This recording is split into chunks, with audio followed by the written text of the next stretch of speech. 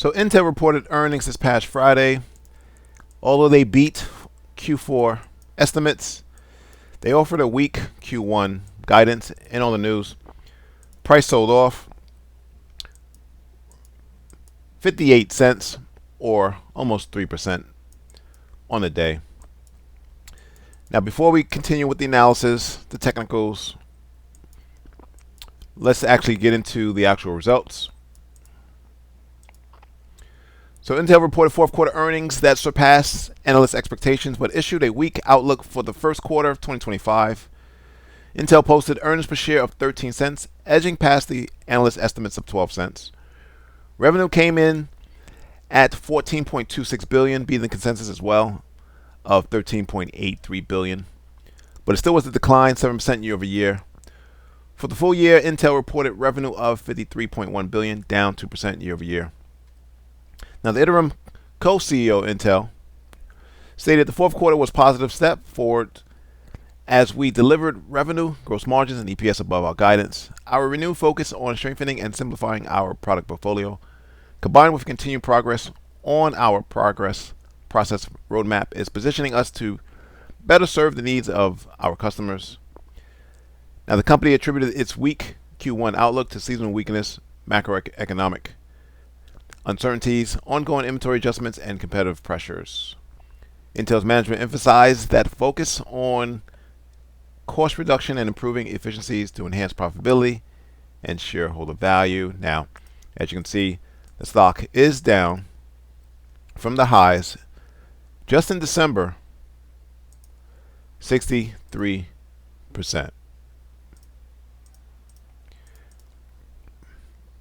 Now the question is price leveling off? Are we going to see another leg down? Because if you scroll down to the weekly chart, you do have the makings of a double bottom. Now, why did this leg down occur? Well, you were up against some local support, which became resistance at $22. Now, I want to look at price. I'm going to go down and to the left to see if there's any levels of interest. My eyes gravitate to this extended range green candle on above average volume, but I'm not in love with all the trading to the left. Nevertheless, I do like this W pattern. Typically, price pulls back to the apex before moving higher. Nevertheless, I'm going to bracket the breakout, but also the apex.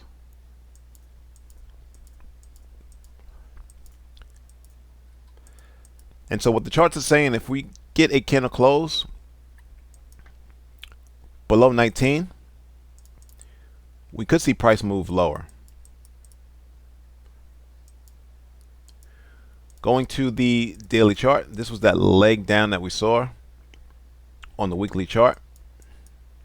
You did get a gap fill. Now, the good news is that this leg higher did take out the pivot high. So we could see the buyers continue to defend this level. Or one could say, because you're still in a downtrend based on the moving averages on the weekly chart, this was just a pullback potentially before the next impulse move lower. Anyone day trading this, if you go to the 4-hour chart, and this is in hindsight, you got this drop, base, drop.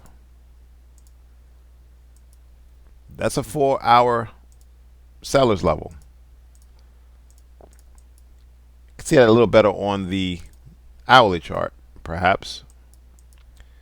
Drop, base and candles in the drop. Now, this is not a high probability setup because what you really want to see is this leg down, take out the pivot lows to the left. Nevertheless, if you were day trading, it would have been a nice setup. So what can we expect in the coming weeks? The charts are suggesting look for price to retest that $19 level. And then from there, you got to wait on your heads and see what price actions is going to dictate in regards to price actions next direction. Thanks for watching. Subscribe. Please like the video.